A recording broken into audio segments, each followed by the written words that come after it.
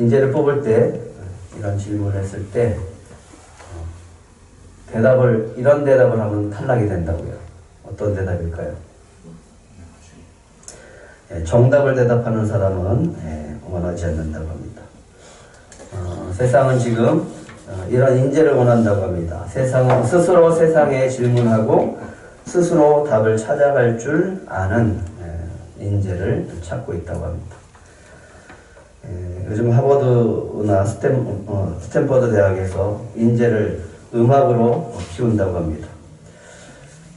우리나라도 많이 교육 방식이 바뀌어지긴 했지만 아직도 우리나라의 교육 방식은 정답을 찾아가는 그런 교육 방식에서 벗어나지 못하고 있습니다. 근데 이 인류 대학교에서 하는 방식이 뭐냐 하면 인재를 키울 때 음악으로 키운다고 합니다. 하버드에서 수업 가운데 초연작 5곡의 세계 초연이라고 하는 수업이 있다고 합니다.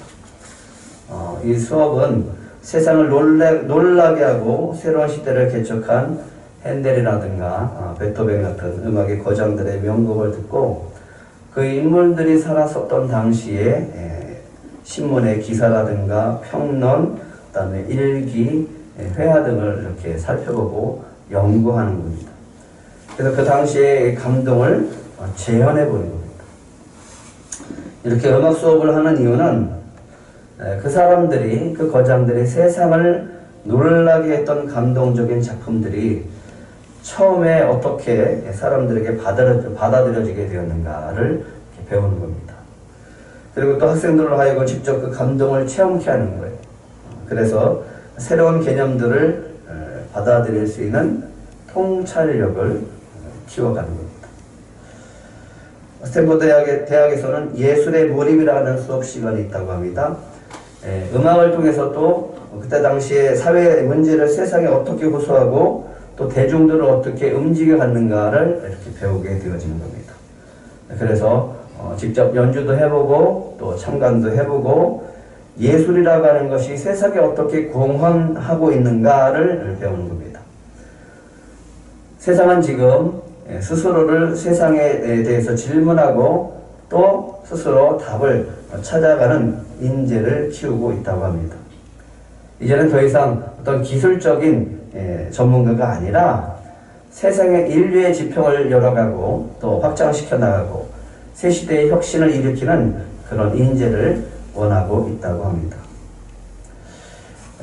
요즘은 우리 주변의 학생들이 아니라 일반인들이 열공하는 사람들을 이렇게 보게 되어집니다. 인류의 지평을 확장시키고 새 시대의 혁신을 일으킬 인재가 되기 위해서 열심히 공부하는 게 아니라 불안하고 또 불확실한 미래에 좀 더 안정된 삶을 살기 위해서 공부하는 거예요. 그래서 요즘 나오는 영상들의 그 제목이라든가 아니면 책 이름이 뭐뭐하는 법 이런 것들이 많이 나옵니다. 그 중에 사람들이 어디 관심을 가지고 있는지 봤더니 이런 제목들이 있습니다. 흑수저 건물주 되는 법, 자녀 20대의 건물주 만들어주기, 나의 자녀 건물주보다 나은 배당주주 만들어주기, 조물주 위의 건물주 되는 법, 이런 책도 있어요. 현실적인 건물주 되는 법. 왜 이런 것들이 나올까요? 부모들은 우리 자녀들이 이 세상에서 종이 아니라 주인으로 살기를 원합니다. 그런 방법을 찾아주고 그런 방법을 찾기 위해서 열심히 공부하고 있습니다. 각자 자신의 삶의 영역에서 혁신을 일으켜서 정말 세상 가운데 훌륭한 인재로 키워갈 꿈을 제시해 주는 게 아니라 좀 더 안정적인 삶을 어떻게 살아갈 수 있을까를 연구하고 공부해서 자녀들에게 주인이 되라고, 건물주가 되라고 그렇게 공부하고 가르쳐주고 있는 겁니다. 다음 세대들에게 종이 아니라 너희들은 주인이 되어야 된다라고 얘기하고 있습니다. 그러면 종은 누가 됩니까? 너희들은 소유권을 가진 소유주가 되어야 된다라고 가르치고 그 꿈을 주고 있습니다. 그래서 그들의 인생도 자신이 주인이 돼서 너희들은 너희 인생을 주도적으로 살아가야 된다. 그렇게 가르쳐주고 있습니다. 세상은 지금 어떤 대답을 하는 사람을 필요하지 않는다고요? 정답을 말하는 사람을 필요로 하지 않습니다. 스스로 세상에 대해서 질문하고 스스로 그곳에서 대답을 찾아가는 인재를 키우고 또 그런 인재를 바라고 있습니다. 하지만 우리는 이런 인재를 키워야 됩니다. 어떤 인재냐 하면 한번 따라해 보실래요? 주님께 묻고 주님께 답을 찾아서 정답을 말해줄 수 있는 사람. 어디서 찾아야 됩니까? 예. 세상이 우리에게 어떤 질문을 해도 우리는 진리의 말씀 안에서 그 해답을 찾고 그 진리를 전달해 줄 수 있는 진리의 사람들이 되어야 됩니다. 그 사람들이 바로 이 시대의 진짜 인재들임을 믿으시기 바랍니다. 그런 사람들이 바로 이 시대의 진리의 지평을 열어가야 되고 이런 사람들이 바로 새 시대의 혁신을 일으킬 인재가 되어야 됩니다. 우리 주의 자녀들이 그런 인재들이 되시길 축복합니다. 세상은 우리에게 이렇게 말씀하고 있습니다. 성경은 우리에게 이렇게 말씀하고 있습니다. 말씀 한번 넘겨주세요. 잠언서 9장 10절하고 야고보서 1장 5절 한번 같이 읽겠습니다. 시작. 여호와를 경외하는 것이 지혜의 근본이요 거룩하신 자를 아는 것이 영철입니다. 너희 중에 누구든지 지혜가 부족하거든 모든 사람에게 후히 주시고 꾸짖지 아니하시는 하나님께 구하라. 그리하면 주시리라. 예. 하나님은 하나님을 경외하는 지혜로운 사람을 쓰십니다. 거룩하신 하나님을 아는 지혜로운 사람을 주님은 쓰십니다. 이런 사람들 통해서 하나님은 꿈을 이뤄갑니다. 주님이 말씀을 통해서 주시는 지혜가 있어요. 성령이 우리에게 주시는 지혜가 있습니다. 우리가 살아갈 때 그 지혜로 우리는 살아가야 됩니다. 그 지혜로 우리는 새로운 혁신을 일으켜야 되고 우리는 그것을 통해서 세상 가운데 빛을 발하는 인재들이 되어야 될 줄 믿습니다. 성령께서 우리 교회에 주신 말씀을 꼭 기억하고 사시기 바랍니다. 11주년을 맞이해서 주님이 주셨던 말씀이 있습니다. 생각나십니까? 한번 따라해보세요. 주님 제가 여기 있습니다. 말씀하시옵소서. 제가 듣겠습니다. 예, 이게 성령께서 이 말씀을 우리에게 주셨습니다. 성령께서 하시는 말씀을 들을 줄 아는 사람, 그 사람이 바로 이 시대의 인재들입니다. 세상 문제를 주님께 가지고 오고 그 문제를 어떻게 풀어야 됩니까? 라고 하는 주님께 묻고 주님께 답을 받고 성경에서 해답을 찾아서 제시해 줄 수 있는 사람, 그 사람이 바로 이 시대의 진짜 인재들임을 믿으시기 바랍니다. 그런 인재들이 되시길 축복합니다. 지난 시간 주님은 우리에게 진짜 형통한 사람이 어떤 사람인지 말씀해 주셨습니다.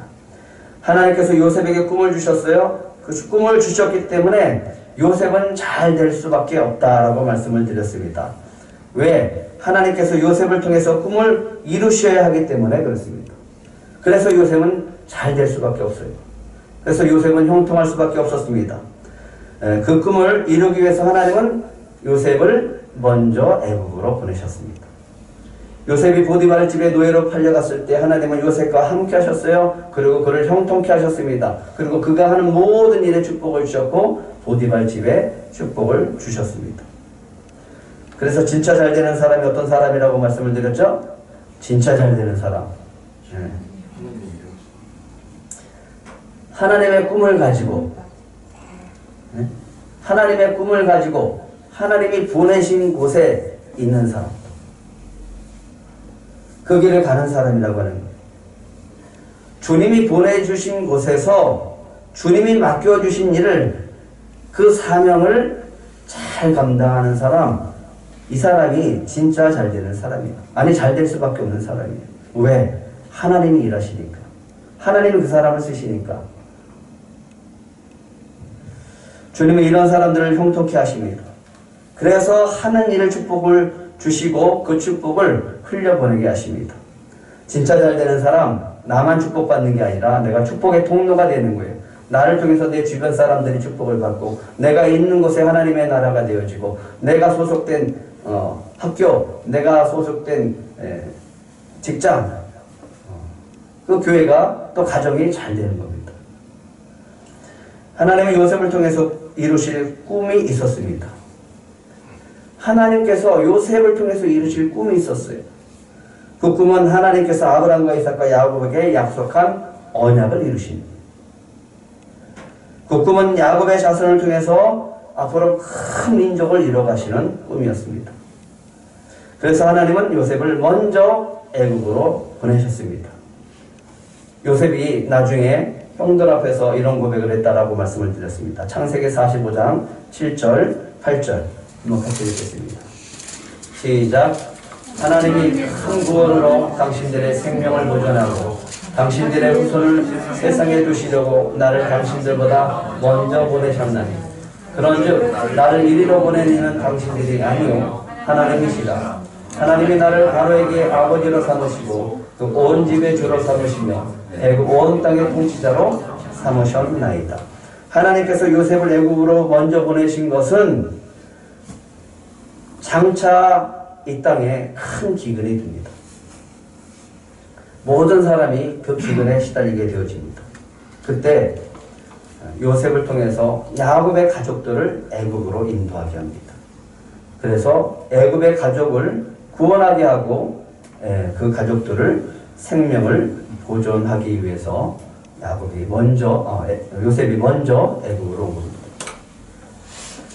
야곱의 자손들을 애굽으로 불러내어서 번성케 하심으로 장차 이스라엘 민족으로 세우시기 위한 하나님의 꿈이 있었기에 먼저 요셉을 보내셨다라고 하는 거예요. 그리고 요셉은 형들 앞에서 이런 고백을 합니다. 8절 한번 다시 읽어볼까요? 8절 시작. 그런즉 나를 이리로 보낸 이는 당신들이 아니요 하나님이시라. 하나님이 나를 바로에게 아버지로 삼으시고 그 온 집의 주로 삼으시며 애굽 온 땅의 통치자로 삼으셨나이다. 하나님께서 나를 먼저 애굽으로 보내신 이유가 뭐라고요? 바로에게 아버지로 삼기 위해서. 누구의 아버지로요? 네, 바로에게 아버지로 삼기 위해서. 바로의 온 집에 뭐로 삼기 위해서요? 주인으로 삼기 위해서. 애굽의 온 땅에 뭘로요? 통치자로 삼기 위해서 요셉을 먼저 보냈다라고 합니다. 그런데 지금 요셉은 뭐하는 사람이에요? 보디발 집에서 뭐하고 있어요? 네, 노예입니다. 그러면 하나님께서 이 노예인 이 요셉을 어떻게 저와 같이 바로에게 아버지가 되어지고 그 온 집의 주로 삼으시고 애굽의 온 땅의 통치자로 삼으시게 하셨는가라고 합니다. 오늘 이 말씀을 통해서 이 질문을 통해서 주님은 성경을 통해서 요셉을 통해서 우리에게 그 해답을 주고 있습니다. 예, 하나님께서 이 요셉을 바로의 온 집의 주인으로 삼기 위해서 두 가지 훈련을 시킵니다. 첫 번째 훈련은 바로 바로의 온 집의 주인이 되기 위해서 어떤 훈련이냐? 청지기 훈련을 시킵니다. 청지기가 뭡니까? 주인이 있어요. 근데 주인의 것을 대신 맡아서 그것을 지키고 관리하는 사람입니다. 관리자입니다. 내가 주인이 아니라 주인의 것을 맡아갖고 잘 관리하는 사람입니다. 그 사람이 청직입니다. 우리는 다 주님의 청직입니다. 영국의 세인트 존 교회를 건축할 때 어느 기자가 현장에 갔어요. 그래서 3명에게 인터뷰를 차례로 합니다. 첫 번째 인부한테 인터뷰를 합니다. 지금 당신은 무엇을 하고 있습니까? 여보시오, 지금 당신 눈이 없습니까? 내가 뭐 하고 있는지 모릅니까? 보면 모릅니까? 지금 다 먹고 살려고 이렇게 일하고 있지 않습니까? 이렇게 투명하게 대답을 합니다. 두 번째 사람에게 질문했습니다. 지금 당신은 무엇을 하고 있습니까? 네, 이게 내 직업이니까 이렇게 일하고 있죠. 세 번째 사람한테 질문했습니다. 세 번째 인부가 대답합니다. 네, 나는 지금 하나님의 교회를 짓고 있습니다. 똑같이 노동일을 하고 있어요. 똑같이 벽돌을 쌓고 있어요. 근데 어떤 사람은 먹고 살기 위해서, 어떤 사람은 직업이라고. 근데 아무런 관련도 없는 그 사람이 노동을 하면서 뭘 짓고 있다고요? 나는 지금 하나님의 집을 짓고 있습니다. 하나님의 교회를 짓고 있습니다.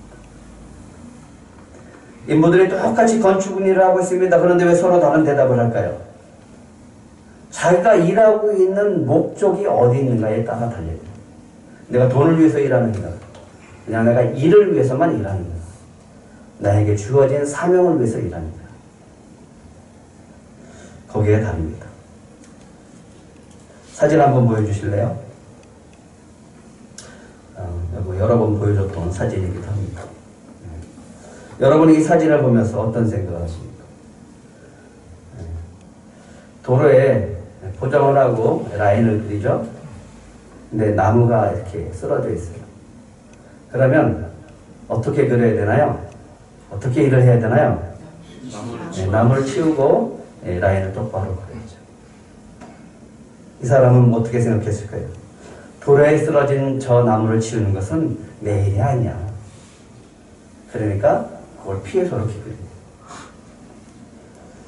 아마도 첫 번째 대답을 했던 사람이 저렇게 그림을 그리지 않을까, 저런 라인을 그리지 않을까, 이렇게 생각을 해봅니다. 여러분이라면 어떤 사람을 쓰시겠습니까? 여러분들이 만약 주인이라면, 여러분들이 만약 고용주라면, 오너라면 직원을 뽑을 때 어떤 사람을 뽑겠습니까? 청지기 의식을 가진 사람은 다릅니다. 그래서 주님은 우리에게 이런 마음을 가지고, 이런 의식을 가지고 너에게 맡겨진 일에 이렇게 일하라고 말씀하고 있습니다.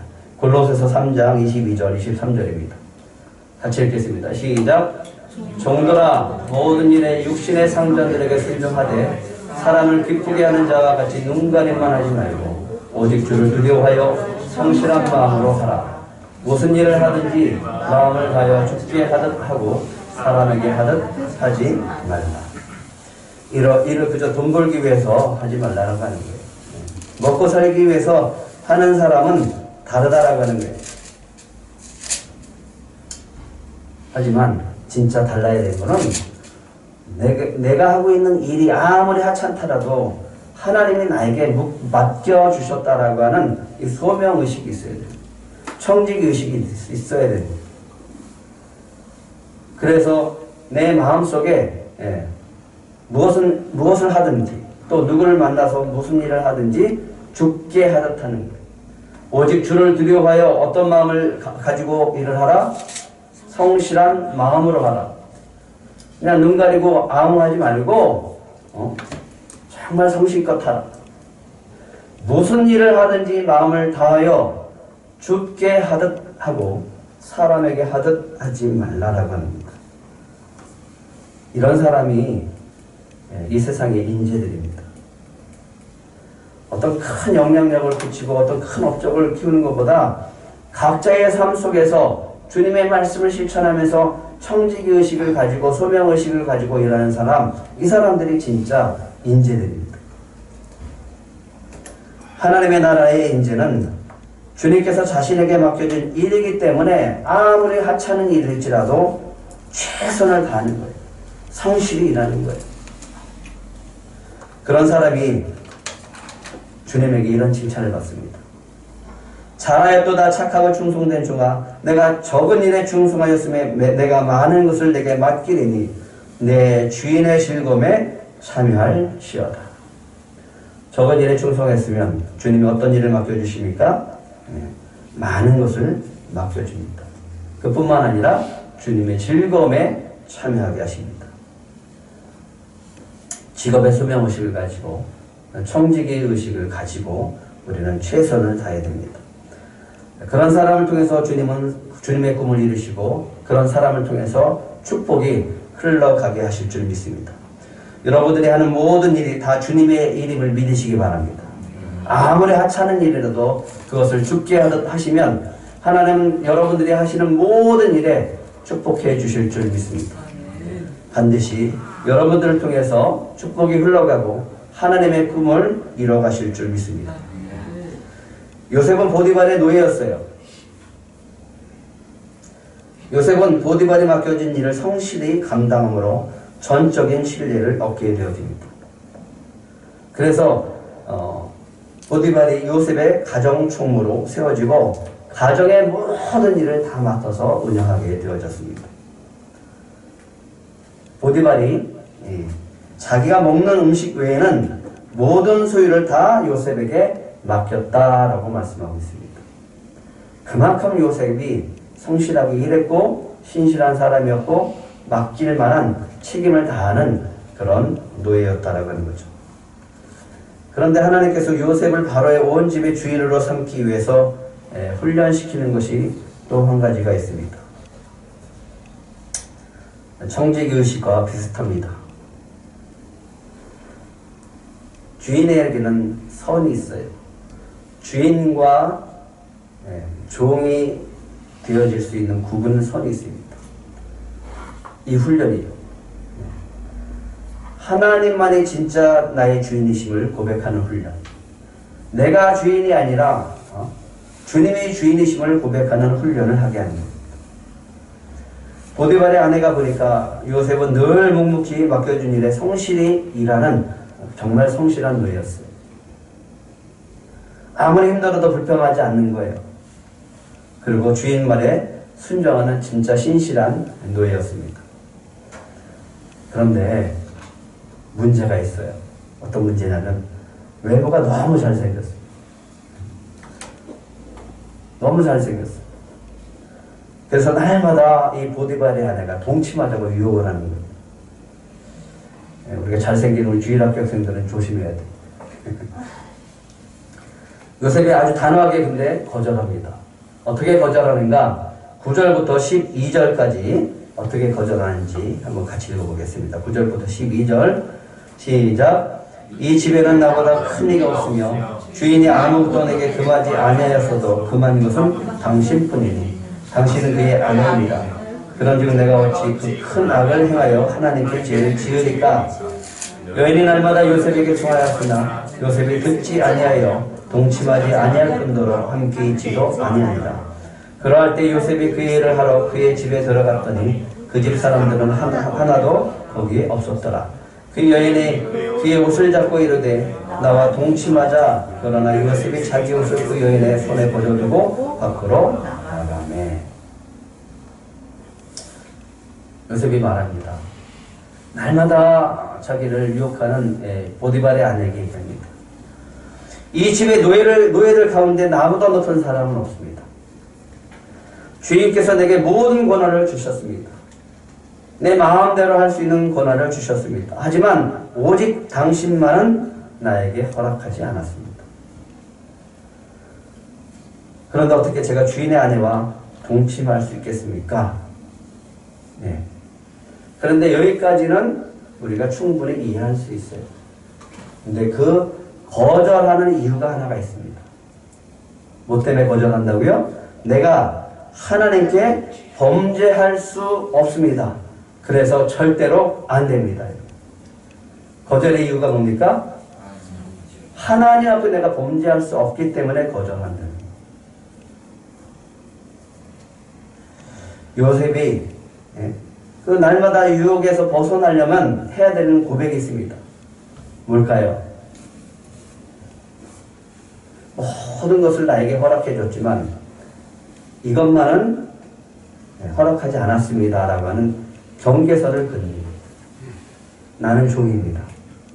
저는 청직입니다. 나는 주인이 아닙니다. 나의 주인은 보디발입니다. 당신은 나의 주인의 부인입니다.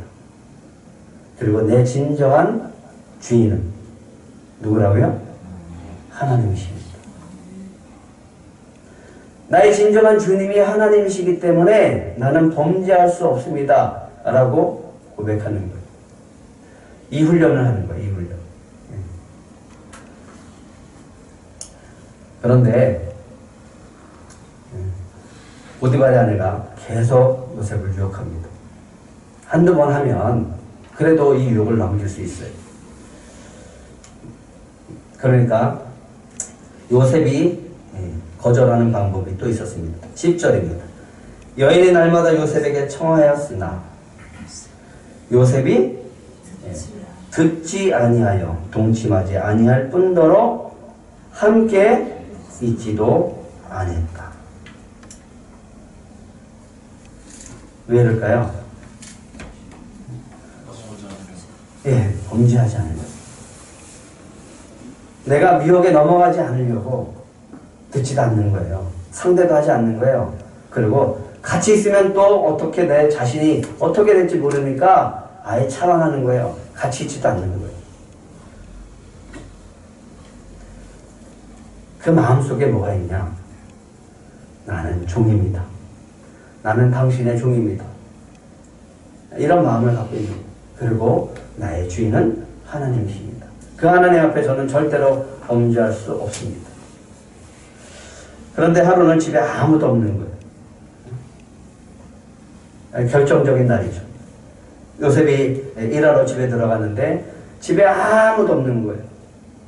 누구만 있었냐면 보디발의 아내만 있었습니다. 사람들이 아무도 지켜보는 사람이 없습니다. 그런 상황에 보디발의 아내가 요셉의 옷을 잡고 동침하다가 또 그렇게 유혹을 하는 거예요. 그때 요셉이 어떻게 했습니까? 자기 옷을 벗어서 그 여인의 손에 버려두고 도망친 거예요. 나와버린 거예요. 사단은요, 요셉의 귀에 속삭입니다. 괜찮아. 야, 아무도 안 보잖아. 지금 아무도 없잖아. 너 주님의 말에 주인의 순종하라고 그랬잖아. 주인의 남편인데 아내가 말하면 너는 순종해야 되는 거 아니냐. 여자의 말을 들으면 너는 성공할 수 있어. 넌 더 잘 될 수 있어. 가져. 그러면 너는 이 집안의 모든 것을 가질 수 있어. 사단은 그렇게 유혹합니다. 사단은 이 시대에 우리에게 유혹을 합니다. 뭐라고 하냐면 네가 주인이야. 네가 주인대로. 네 인생은 네가 주인이 되어야 되고 네 인생은 네 마음대로 네 뜻대로 살아야 된다. 그래야지 행복하다. 그렇게 유혹합니다. 이제 막 들어온 신입 직원이 상사에게 이런 말을 하더래요.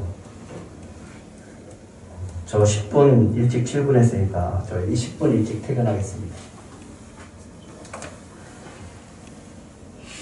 상사 입장에서는 어땠을까요? 요즘 세대들이 이야기하는 대표적인 말이라고 저는 생각합니다. 생각 속에 있어요. 뭘까요? 나는 직원이 아니라 주인이다. 권리의식을 갖고 있는 거예요. 물론 그게 나쁜 건 아니지만 공동체보다는 자기가 먼저라는 거예요. 이건 자기가 주인이라는 의식 속에서 나오는 거예요. 물어보질 않습니다. 자기 마음대로 하려고 하는 거예요. 자기 권리를 해서. 그러면 윗사람이 보기엔 어때요? 뭐가 없다고 생각하는 거예요? 참 버릇이 없다. 근데 당사자들은 자기 권리를 내세우고 주장하는 거예요. 주님과 우리의 관계가 그렇게 되어지면 안 됩니다. 우리는 날마다 이 유혹 속에서 살아갑니다. 네 마음대로 해. 네 뜻대로 해. 그래야지 행복한 거야. 하나님도 내가 주인이 되어서 내 뜻대로 살기를 원하지 않니? 네가 행복하기를 원하지 않냐? 그러니까 네가 주인 돼서 살아야 돼. 그러니까 여기도 주인, 저기도 주인. 그래서 주인처럼 살아가야 되는 거예요. 그런데 주님은 우리에게 날마다 묻습니다. 너에게 주인이 누구냐? 너의 진짜 주인은 누구냐? 너의 주인이 돈이냐? 너의 주인이 네 자신이냐? 너의 주인이 나냐? 물어보세요. 예, 하나님의 이름 중에 아도나이라고 하는 이름이 있습니다. 주라고 합니다. 아도는 주인입니다. 아도나이는 유일하게 하나님의 이름에만 붙여지고 있습니다. 만물의 주, 주의 주, 온 땅의 주라고 하는 의미를 갖고 있습니다. 그래서 오직 하나님의 이름에만 사용하고 있습니다. 그런데 이렇게 사용하는 이유가 있습니다. 유대인이 여호와를 경외하자라고 하는 의미에서 여호와라고 하는 이름을 헛되이 부르지 말자. 그렇게 하기 위해서 아도나이라고 부릅니다. 참 그 의도가 아름답지 않습니까? 여호와라는 이름을 헛되이 부르지 않기 위해서 주라고 하는 표현을 씁니다. 주님, 아도나이, 나의 주, 나의 하나님이십니다. 우리 인생 속에서 날마다 이 싸움을 하는 거예요. 네가 주인이냐, 내가 주인이냐. 요셉은 보디발 아내의 유혹을 뿌리치면서 자신이 주인이 아니라 하나님만이 나의 주인입니다라는 고백 속에서 살았어요. 그것을 선택합니다. 그 결과는 강간 미수범으로 감옥에 갇히는 거예요.